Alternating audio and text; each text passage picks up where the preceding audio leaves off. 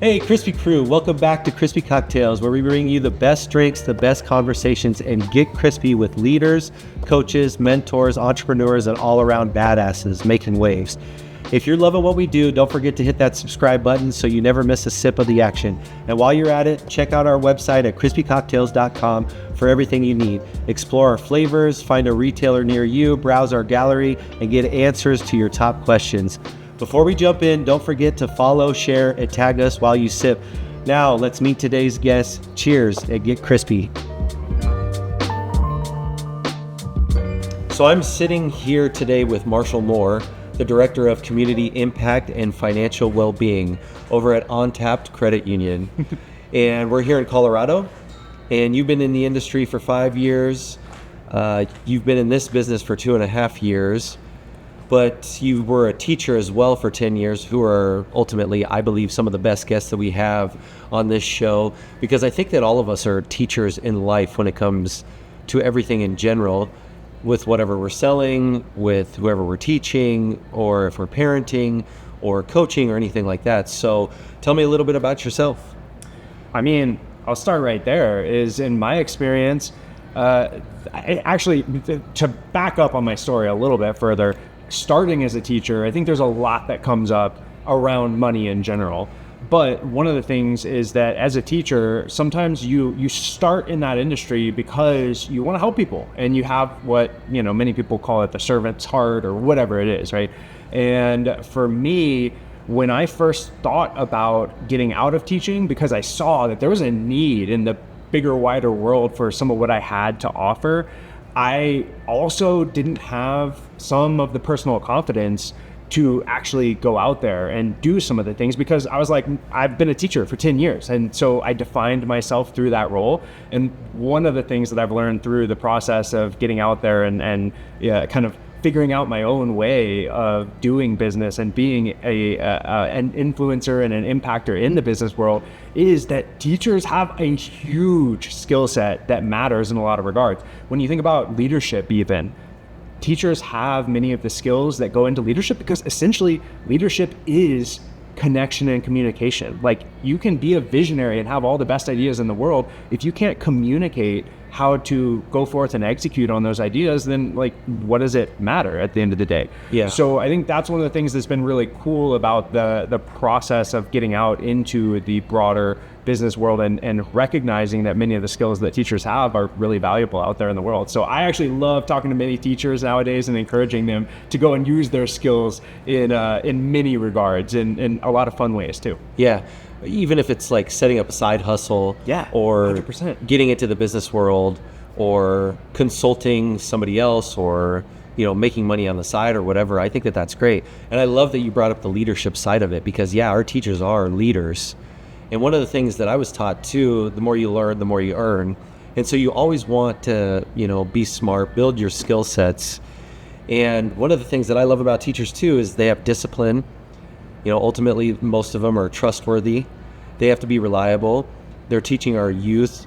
They do a lot of things that get overlooked. That is a great skill set to have. So I think that you're spot on with all of that stuff. What did you teach throughout your 10-year teaching career? I was a math teacher. So actually, my story, I'll tell a little bit more of my story here. And then I will put a bookmark in this, but there's a little bit more to be said on the front of leadership, I think, as a skill on its own too. So put a bookmark in that, come back to it. But for me, this actually turns into a lot of my story and how I got to where I am today. I grew up as a science kid. I loved getting outdoors. I lived in Virginia, so I grew up in Virginia. So I was like, hey, how do I get outdoors? Well, I'm gonna go to the lake and go fishing, go kayaking, and spend the day just hunting for bass. And for me, I ultimately ended up going into the sciences. I got my degree in biogeochemistry, which is essentially like how do elements cycle through the environment. I loved the work that I got to do, but I got to do a ton of research as an undergraduate, like sitting in the lab and sometimes micropipetting samples into what felt like eternity. Like, oh my gosh, am I ever going to not be under a fume hood? And my undergraduate advisor was like, hey, before you go and get your PhD, I always wanted to go and be a professor and do a little bit of research, a little bit of teaching. She's like, hey, before you go do your PhD, at least make sure you like the other side of being a professor, and that's teaching. And so I went to go teach AP chemistry at a local high school for what was meant to be 1 year, and it turned into 10 years of teaching just because I fell in love with the process of it. And for me, like, the big thing was, how do we create curriculum that's a little bit more real world? So much stuff is disassociated from anything kids are ever going to use in the future. Yes. And so that's where, after 2 years of teaching AP chemistry, I took the leap into teaching math. And that's really where I spent most of my time, obviously. But the first year that I was teaching second semester seniors math, I'm supposed to be teaching them about conic sections to prepare them for, calculus. And you know how it goes. Like, they're seniors. They get senioritis. They're like, when are we ever going to use this stuff? And I'm like, hey, if I'm just being real with you, like, you're never going to use conic sections again. And so I ended up kind of saying, like, what are we doing here? I'm going to throw out this curriculum. I was lucky. I was able to have a lot of flexibility with what I was able to teach while still trying to hit upon standards and all of that stuff.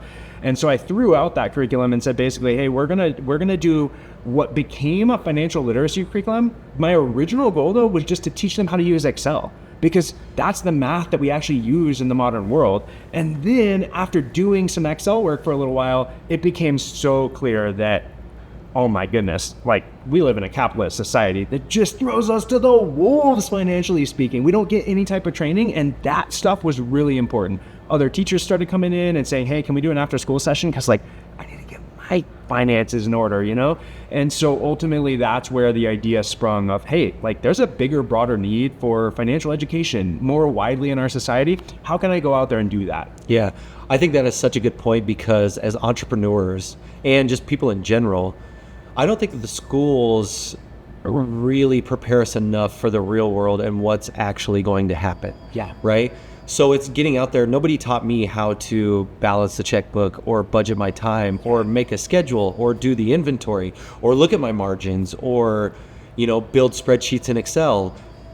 And you get a little bit of that in school, but I think that the system can be redone, and you were smart to redo that, to teach those kids some real world examples, because I really do think that my first year in the School of Hard Knocks, which have been my entrepreneurship career, I learned so much more than I would have in 4 years of college and just in real world examples. And that's when it's really going to affect you, because you're dealing with real money, you're dealing with real people, you're dealing with real businesses.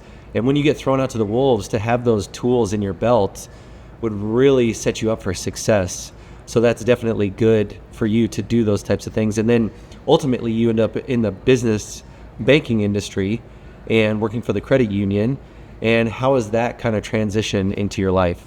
Yeah, I mean, this has been kind of the way that I answered the question, hey, how do we go out there and do more of that foundational financial education and coaching in our society? Because, you can go and try to work with a financial advisor or a financial planner. I thought about going down that path myself, but I didn't, because there are certain blocks in place, just the way that the business is set up. And specifically, if I wanted to be a financial advisor, in general, there's some exceptions out there, but in general, you're going to want to work with clients who have at least $250,000 or $500,000, right? Because you're going to manage their portfolio. You're going to charge AUM, assets under management, which is a percentage of their total portfolio size. And that means that by the structure of the business, you really don't have the time to answer the more foundational stuff like, what are the menu of options out there for what a budget could even look like? And more specifically for me, the money psychology side of things, because that is where most people at the end of the day, we have an idea of what we should be doing to manage our money well, but we just don't do it. And so the question is why? Well, the psychology piece is where that comes into play, and also a little bit of the behavioral finance side of things, which is a total other rabbit hole that we could also go down. The distinction between the behavioral finance and the financial psychology, which I think is worth everybody at least knowing somewhat to start their financial journeys. Yeah, let's talk a little bit more about the behavioral side of money management. And I like the psychology side too, because we all should do better. We all know what we should do, right? And I've talked about this in other podcasts too. It's like, we should do this, we should do that, or whatever. We kind of should all over ourselves. Yes. Right? Yes. But at the same time, what do you tell your clients or customers that they should do, and how do you change their thoughts about money? How do you change their behaviors when it comes to money to do better for themselves? I mean, do you watch over that, or do you let them go? How do you give them the tools to do a better job? Yeah. Well, let's start there. This is more a fine point, but with the idea of what we should do, I will start by saying nobody should take my advice or anybody else's advice out there, right? Like, we could run an experiment and see if it works for us. That is a simple shift that I think really does end up mattering for people to get out of, as you mentioned, shooting all over ourselves. Like we can do that forever, and I think psychologically that won't always benefit us. But really, the starting place is the fact that we all come to money from a different perspective. And it's not just, did I grow up without it, or did I grow up with an overabundance of it? Of course, you're going to see it from a different angle if you grew up in one of those circumstances, but you could have been anywhere along the spectrum of income, and you could still see money as being the root of all evil, right? Like the thing that makes big corporations do unethical things. Or you could have, again, been anywhere along the spectrum of income and grown up in an entrepreneurial family, or had a mindset more like you do, and then you might see money more as the value exchange that you get when you do good in the world. So if you believe one of those things, whether or not you even consciously realize that you believe that, you think you're going to handle your money differently? Oh yeah. Probably, right? Yeah. Like, and that's more my story is like, I grew up kind of, and there's many reasons for this, but like, I grew up kind of believing that money was the root of all evil. That's part of why I went in to do the work that I did, trying to just, being a teacher was really about like, you're not going to make much money, but who cares? That's not what money is about. It's, that's not what life is about. Money is just one of the things that you don't need to find happiness, and yet at the same time, like, it's the tool that we use to exchange value in our society, and so therefore it kind of is the thing that ultimately allows us to design the lives we want to live. Yeah, it's definitely important. How do you think that you got those beliefs when you were younger, that money was the root of all evil?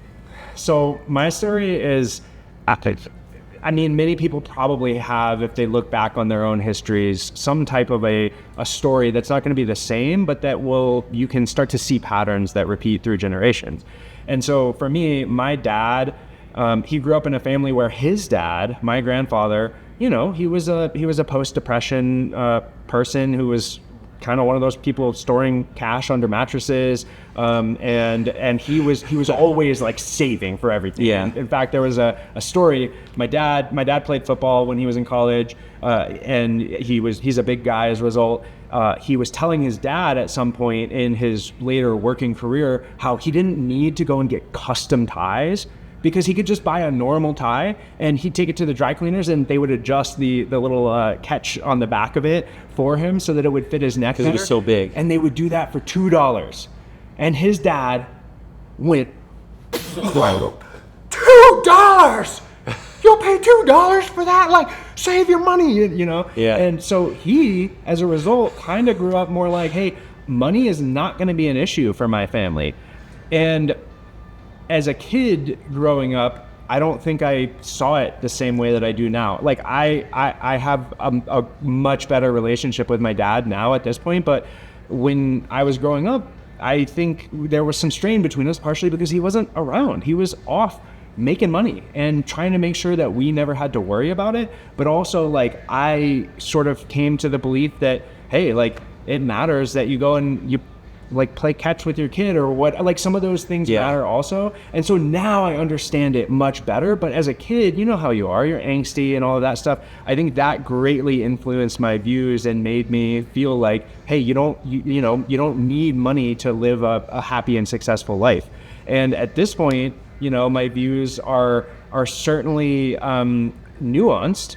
I still feel that there's a lot of joy that can be found even at certain income levels where you don't have, the ability to choose to do anything you want. It's, you can go into sort of more stoic philosophies and stuff like that, but that ultimately by just having a few simple shifts in your life, and especially being able to see the playing field when it comes to money and know what dials you can turn to ultimately give yourself more options in life, those things are pretty easy to do without falling in love with money and, ultimately becoming the person who just chases after it and becomes what I think I thought as a kid, one of those people, Yeah, or the stereotypical greedy person, right? Yeah. And yeah, I think that everybody's got to find a good balance in their lives when it comes to business, their relationships, their family, their personal life, their friends, and their money life too, your financial life. Everybody wants to be comfortable. Everybody wants disposable income. But not a lot of people have those tools to make those things happen. Yeah. And in our society, I think that we get bogged down. We try to chase the Joneses, for lack of better words, and then we get into a situation that's difficult to get out of, which causes a lot of angst, causes a lot of anxiety, causes a lot of problems, frustrations and stresses in your life, and then that ultimately brings the entire well-being of yourself down. Which I love your title here, the Directory of Community Impact, which to me would tell me that you do a ton of stuff for the community, that you help out, you're a giver, not a taker, that you want to build in the local community and make things better, and the financial well-being. So that to me is more than just the person, right? That's and more than just the money. Your financial well-being is the person that you can become and have the right tools and ideas to handle everything and do things the right way for you, because nobody does it like I do it. Nobody does it like you do it, but you can educate your customers, your entrepreneurs, your business people, whoever you work with, to really have a better idea and know, and then you don't feel so uncomfortable, trying to figure those things out. Yeah, totally. And so I think that that's great. And tell me a little bit about how you got this title, because we were laughing about it earlier, and the Director of Community Impact and Financial Wellbeing, and what does that mean to you? Yeah. So to catch on a thread from what you were just talking about, it is important to note that there are a lot of different types of wealth, right? Financial is one of them, financial well-being. But if you don't have your health, what does the finance stuff, what does the money matter, right? Yeah. And so there's a lot to be said for, the 5 types of wealth, if you will, and all of that type of stuff. What would those 5 types of wealth be to you? So there's a number of different ways that you can categorize it, but Sahil Bloom wrote an awesome book about it.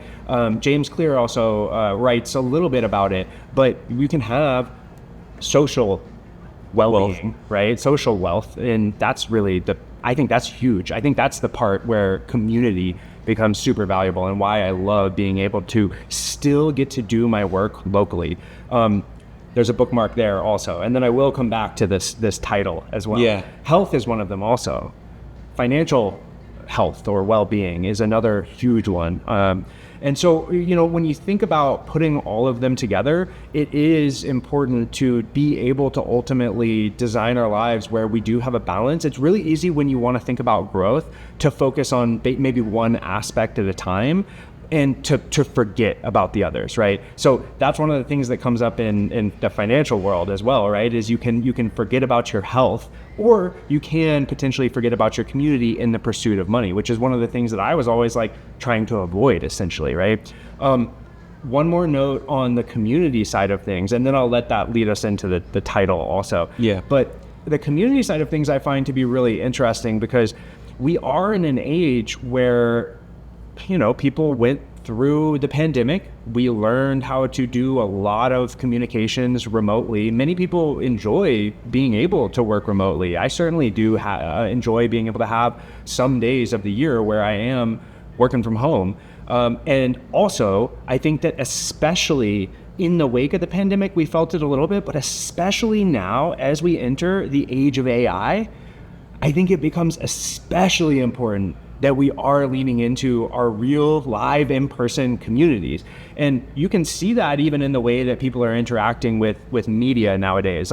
we get on Instagram, and I don't know one person who's like, oh yeah, I love just getting on Instagram and just scrolling Doom until I'm scrolling. lost. Yeah. And You can go down that rabbit hole You for sure. can, Yeah, absolutely. it's hard to get out of. And also the way in which people are digesting that information now, as we begin to see more and more, for example, AI created videos. Yeah. I think that's where people are like, okay, like, cool, fine, you can do this, but also it becomes really valuable to have a real in-person connection with people, to run a live class where you can actually interact, not just have digital resources available. So I'm thinking a lot about that in terms of how do we develop the communities that we want to develop, because ultimately I think the implications are really big.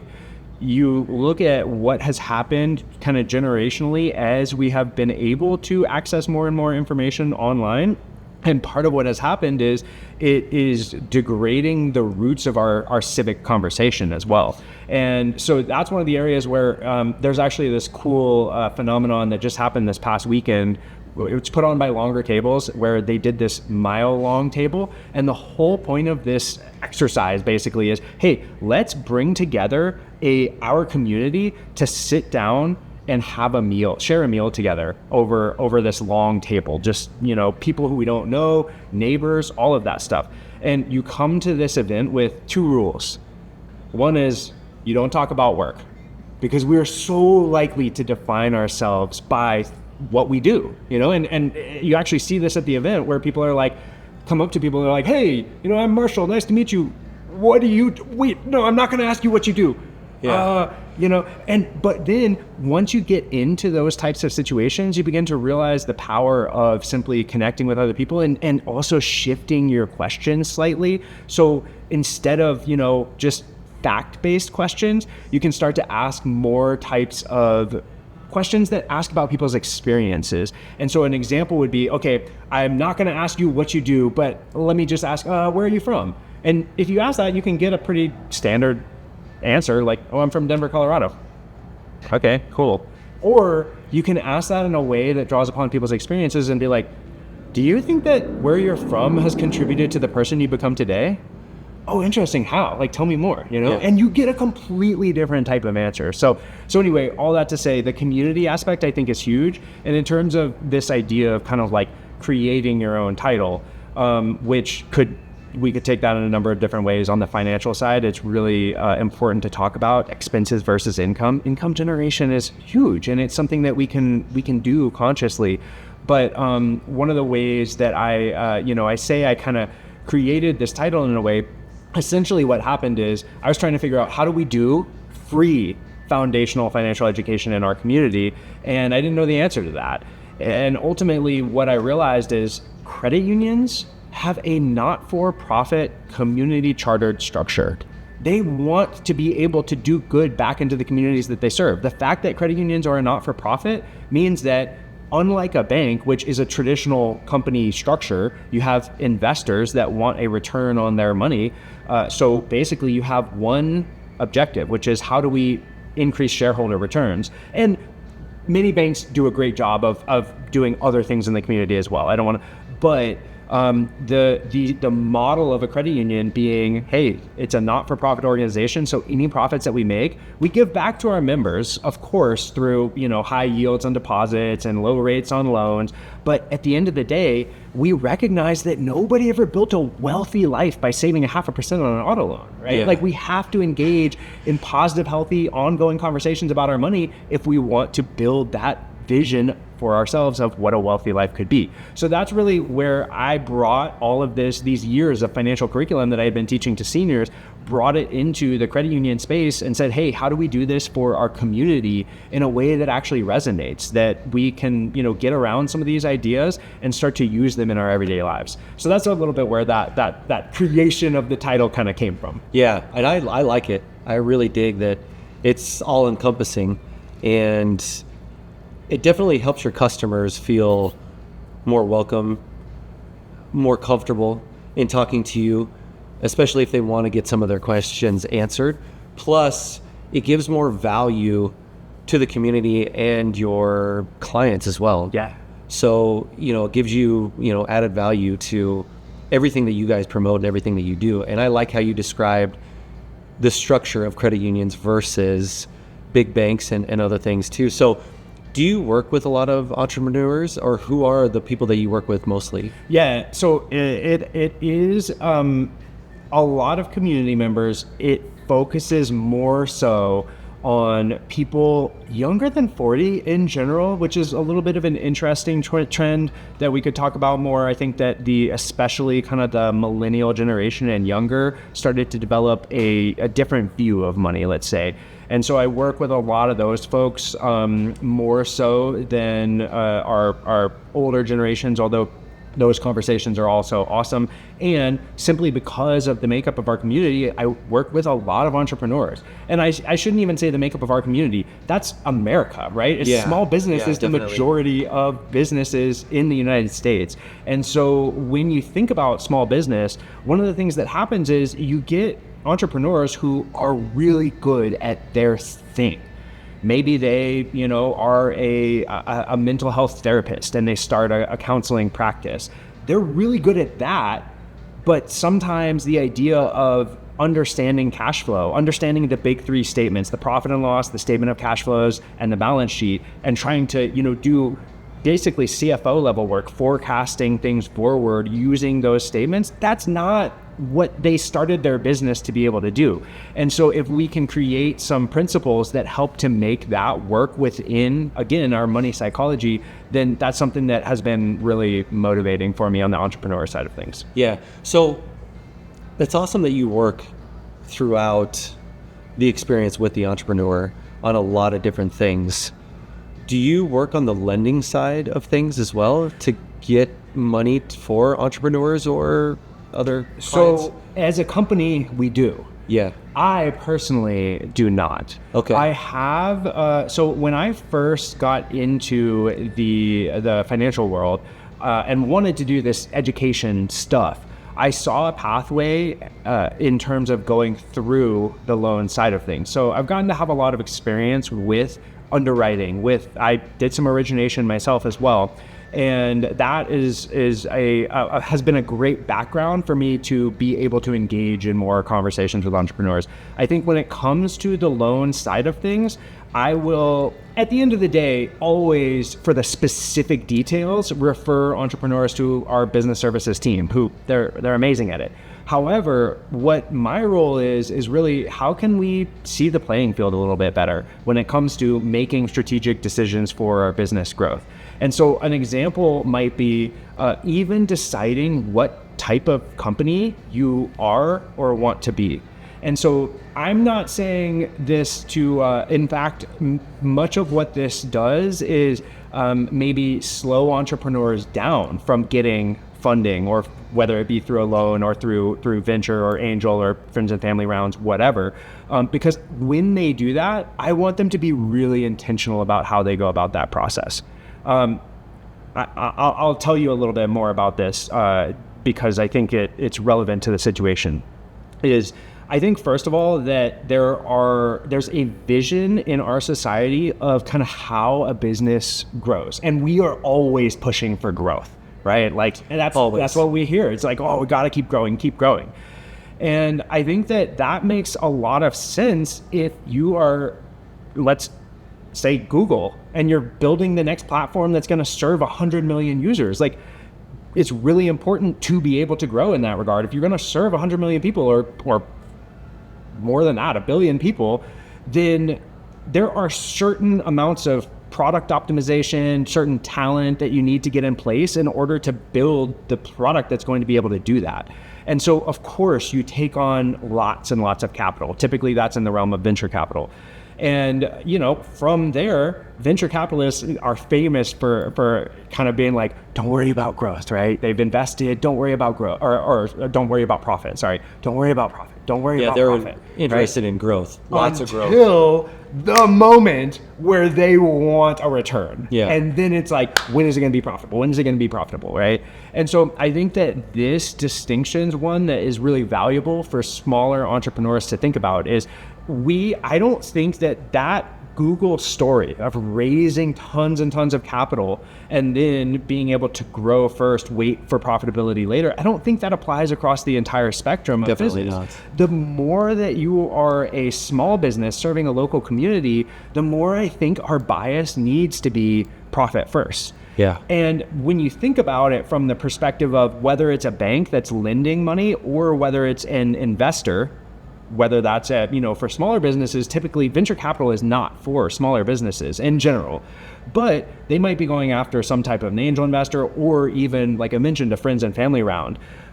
In that regard, the thing that I think we sometimes miss is that no matter who the investor is, even if it's your friends and family round that you're raising, there is still some amount of them asking the same question that the venture capitalist investor is asking, which is the same thing that all investors ask is, how do I get paid for the risk that I'm taking? And one way to de-risk that investment for people is to be profitable sooner. And so that, I think that the more that we have that bias as small to medium-sized businesses to be profitable first and to, as Mike Michalowicz would call it, to make profit a habit, the more we actually are ultimately going to also be able to take opportunities to grow as well, or take on funding and things like that. But being profitable first does require us to get really creative too. Yeah, and it's definitely going to open up more opportunities down the road for everything that you want to do. And being profitable, takes a lot of pressure off of everything as well. Yeah. So, and I always say that sales cure business if you're struggling. And how do you get more and more sales? And on top of it too, I always look at, when you're looking at risk evaluation, Yeah.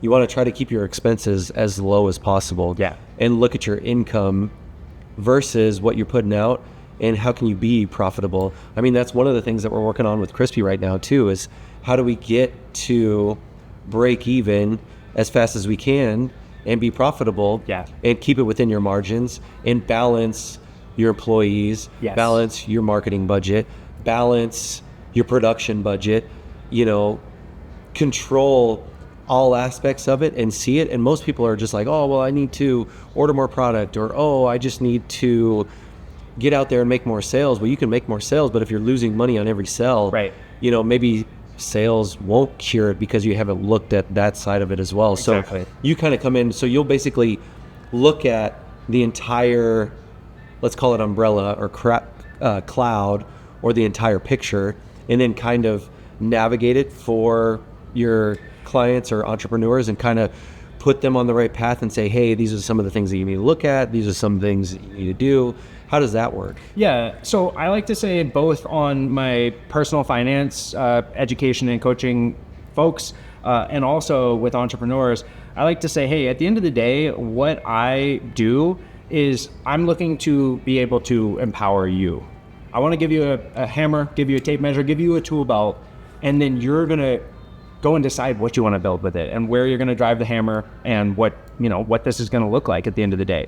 But most of us, we haven't even seen the menu of options out there. So when we're making that decision, it's like, where do I even start? What are the best frameworks to use? And I think one of the ways to go about evaluating what framework should I use is to be able to see the playing field, to see the bigger picture. Like I always think about back in, way back in the day when I played football in college, every practice, every game, didn't matter, you always watch film afterwards.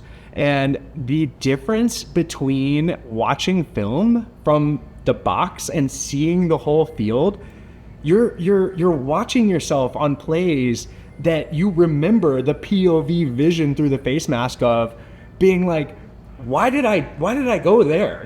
What was I doing? But if only I had been able to see, the playing field from a Madden NFL type view, then I would have seen that this was happening and, I can make an adjustment here and make a better decision. And so that's the thing that's cool about our finances is we can actually see the playing field. We can learn the rules of the game, and within that, ask what are the things that really matter for us there. And so on the entrepreneur side of things, oftentimes that may look like introducing, actually, what first I will generally ask about is even more foundational than profitability and the finances, which is tell me about your business in Yeah, general. what are you doing? What differentiates your business, right? And because ultimately, like, a business can be better or it can be different. And being better tends to be pretty hard. Like, there's some big players in the space. It's going to be hard to make that quality difference so unique. But being different may take us, to places where we have to get creative and think outside the box, but it can differentiate us from the competition in one specific unique way. And even just from the being introduced to Crispy several weeks ago, I was like, oh man, this is different, interesting, cool. Like, and I've already been seeing some very early successes in that regard, where you have a tent out at the local Colorado Summit Frisbee game, and people are like, whoa, cool, like, let me go check that out. I'm always used to just seeing the standard beers here, which are great beers, but like, this is different. Ooh, let's go check that out. Right? Yeah, it's definitely different. And what we didn't want to be the exact same as like the High Noon or the White Claw, or even Truly. Right. So we added all natural flavors, right? We went with 7%. Where everybody else is around the 4 to 5%. Yep. So we're a little bit higher alcohol. Most people don't know this, but High Noon, White Claw, those guys use malt-based alcohol. So technically, they're really more of a beer than anything, and that's what a seltzer really is, where we use 6 times distilled vodka in ours. So it is a cocktail. And then we have the gluten-free, all-natural. We're local here in Colorado. But we're running into the problem where our flavor profile is different and people seem to really like it, and so we're actually running out of product, which is a good problem to have. And so right now we're working on production, we're trying to get it in, but we've run out of our 12-pack boxes, we've run out of our Blue Squeeze, I've run out of our Cherry Press right now. We just ran production, it's coming here right now, but those are good problems to have, but at the same time we're trying to navigate those and figure it out and do everything as well. So that's one of the things that differentiates us in, I would say, a good way. But if you look at differentiating us in kind of a bad way, we do have a little bit more carbs. We do have a little bit more sugar, but it's all natural sugar. Yeah. We do have some more calories than some of the other ones as well. So those are some of the hurdles that we have to navigate. And we see both sides of the spectrum. Yes. So we kind of narrow down our focus on who our consumer is and how we can market to those people and really try to differentiate ourselves on the taste profile of things.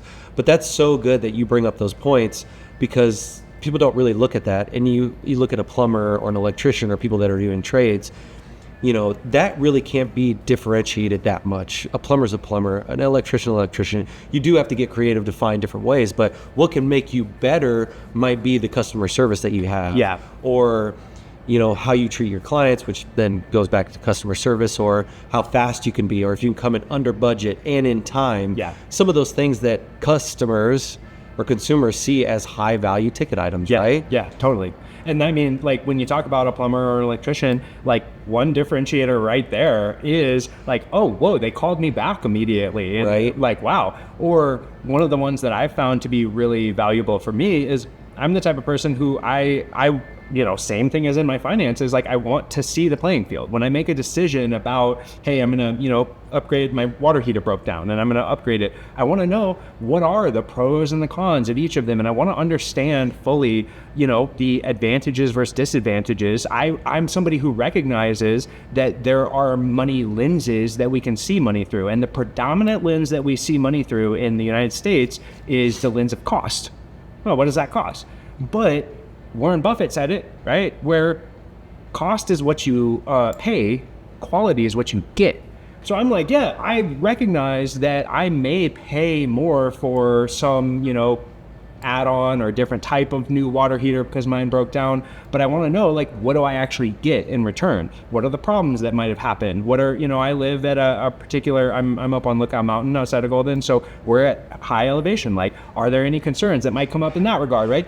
I had a plumber who was up at our place recently who's like, basically knew all of these things and was walking me through them in depth. I'm like, you're differentiated from the other plumbers immediately. Like, this is really cool. Thank you for letting me to see this in a particular way. But then the challenge is, like, how do you find your target market specifically, right? Because if that's your unique differentiator, then what you want to do is find the people who care about that. So often we as a business, we have a solution. We have a product that we're like, hey, let me tell you about all the features of this product, without actually going and understanding who our target customer is and what their pain points are and what they are particularly looking for, and then beginning to talk about our solution, our product, in terms of their pain point, right? Yeah, definitely. And that's like reading the book, Building a Story Brand. Yes. And Such a good one, by the way. yeah, definitely. So it's having a story behind it. And I like how you talked about the water heater example. Then we could come full circle about being a teacher. You basically hired him because he was a teacher on his knowledge. Yes. Yeah. So, really knowledge is power, in a sense that you really can help educate your consumer. And in building the story brand, what I got out of that the most was make your customers or your potential clients the hero in the product. Yes. They don't want to hear, everything that it can do for you. It's everything that it can do for them. Yes. What does this provide to them, or how does it make their life valuable? How does it make their life better? How does it provide value in order to exchange the cost for that item?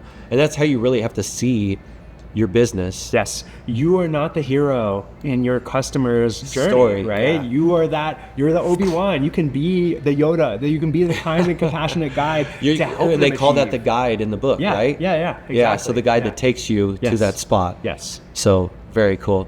Well, I appreciate you so much for being on and being so knowledgeable and teaching me some new things about your industry and everything that you do as well, and everything that you do for the community. Thank you so much. I appreciate that. If there was some life advice or a piece of financial advice that you would tell one of the listeners or somebody who's coming up that, they don't know exactly where to start, what would be that advice?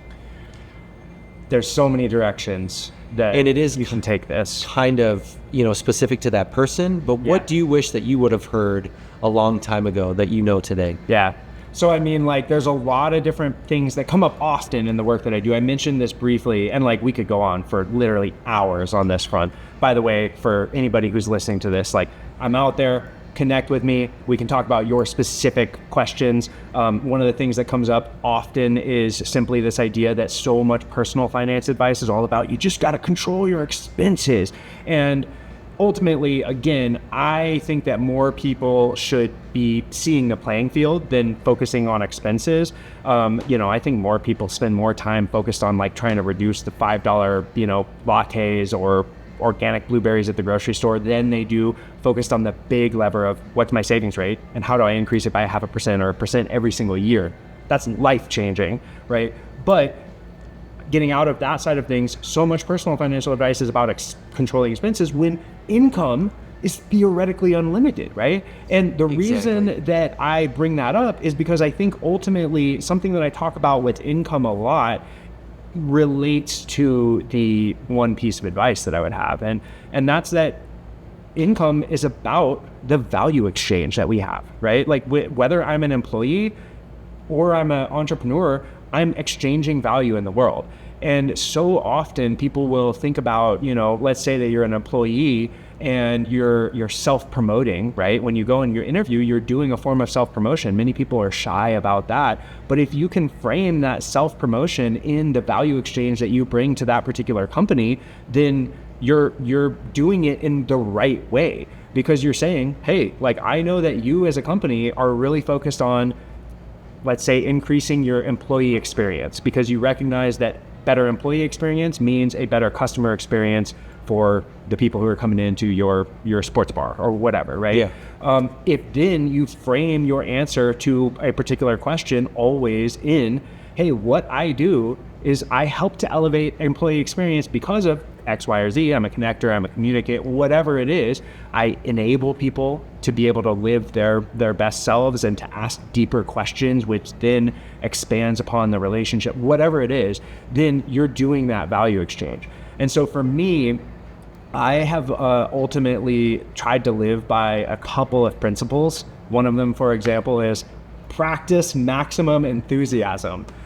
which I got from a friend of mine many years ago. And that has done me really well. Like, there are a lot of ways in which I think that fun and productivity go hand in hand. If we can ask ourselves, how do I enjoy this experience? Whatever it is, just 10% more, then ultimately you're probably going to become 10% more productive with whatever it is you're doing, just by way of figuring out how you can enjoy that experience 10% more.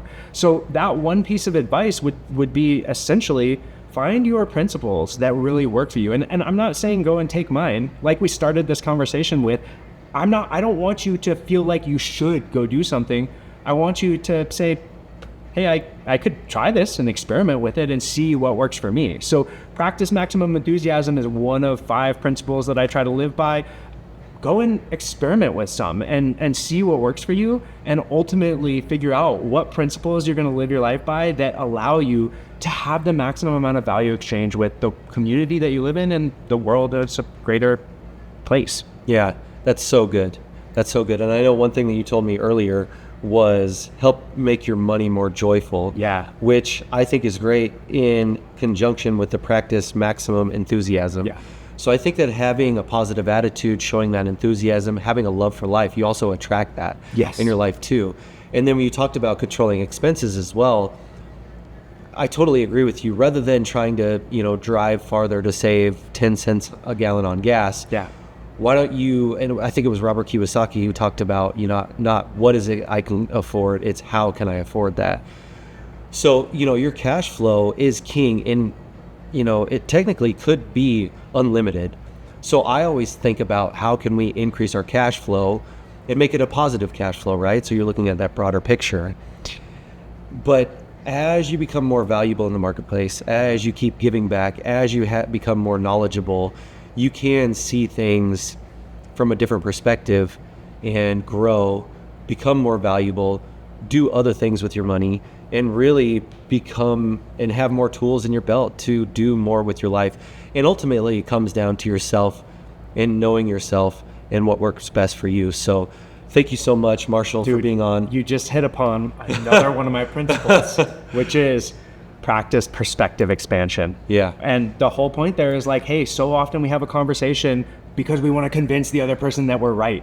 But like, what if every conversation you just try to step into somebody else's shoes and see whatever the situation is from their angle?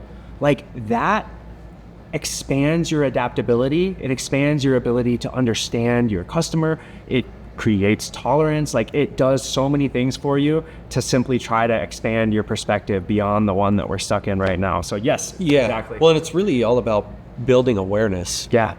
Ultimately, building the most awareness that you can have in all aspects of life, right?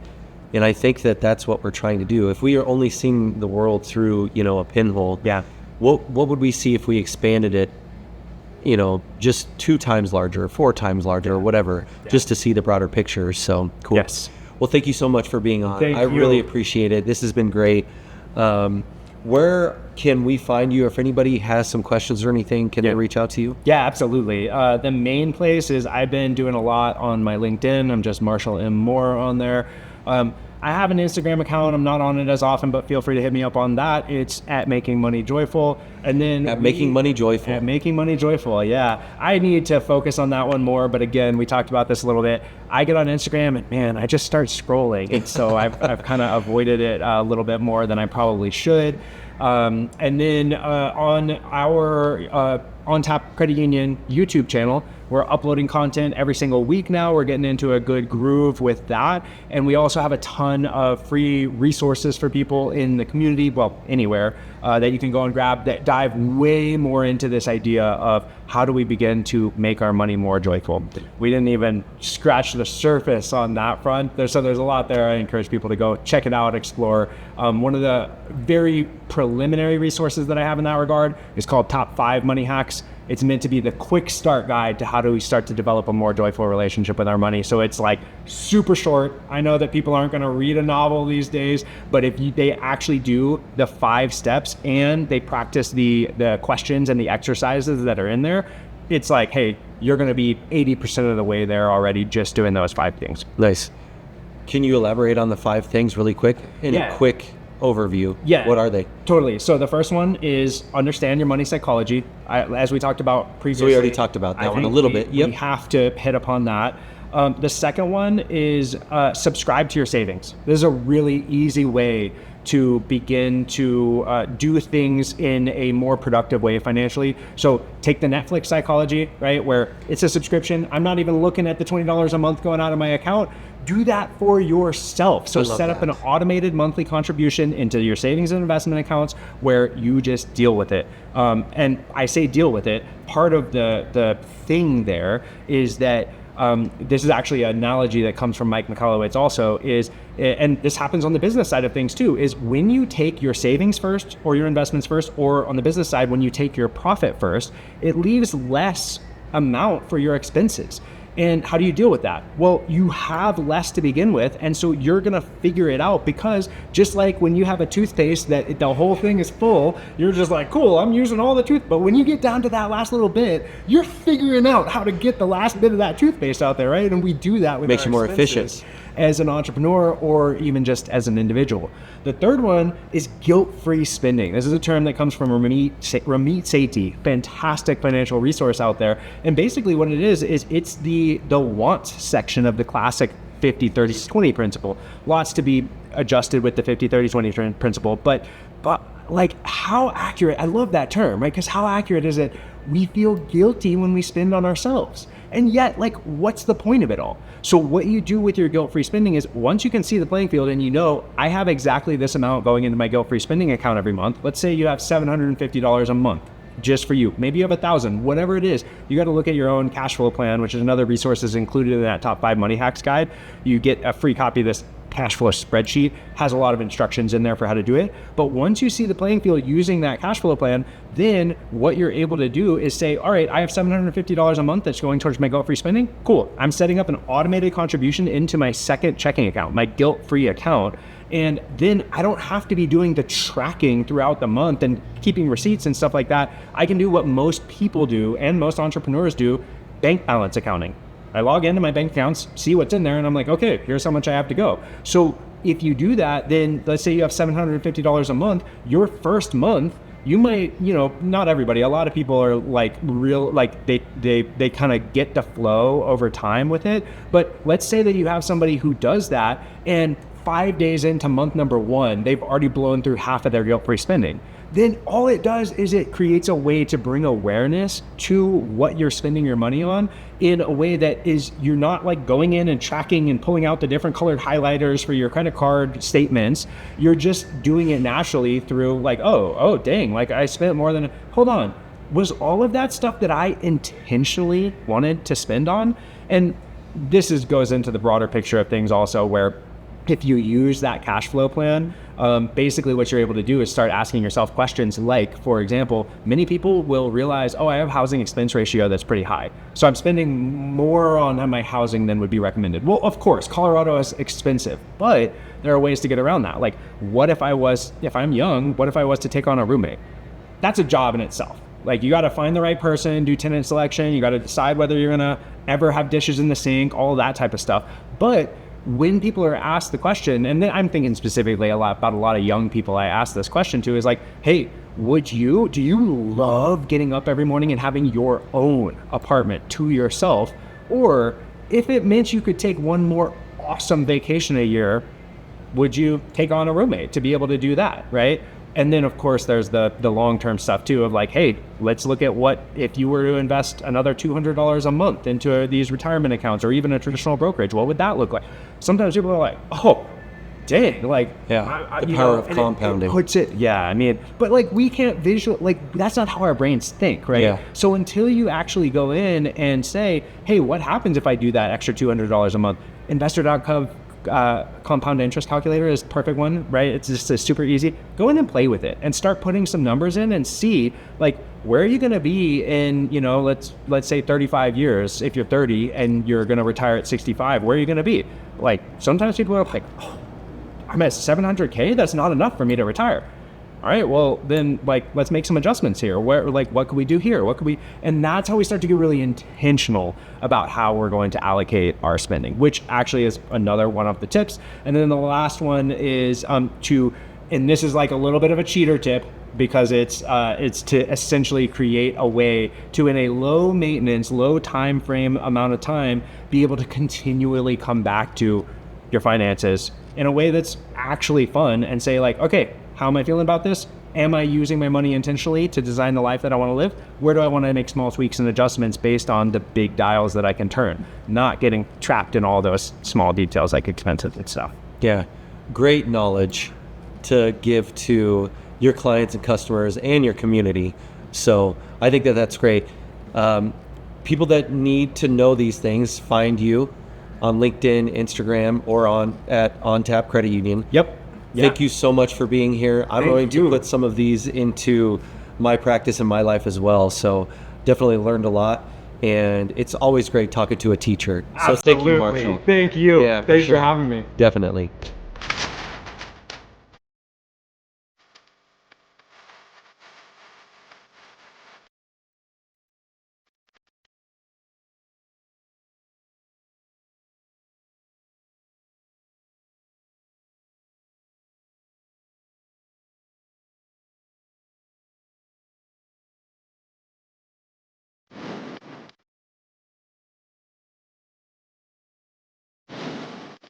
Happy Christmas!